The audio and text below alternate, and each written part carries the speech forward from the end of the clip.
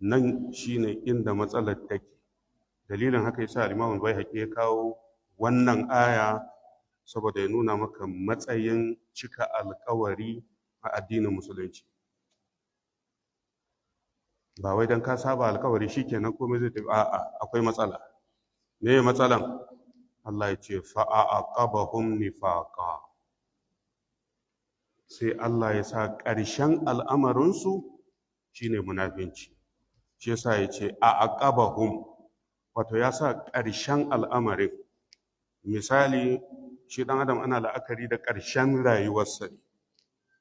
Innamal amru bi husnil khatima.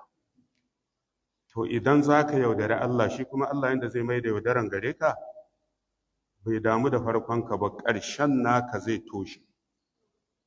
Abinda Allah yake nan. A aqabahum nifaqan, sai Allah ya hukunta ƙarshe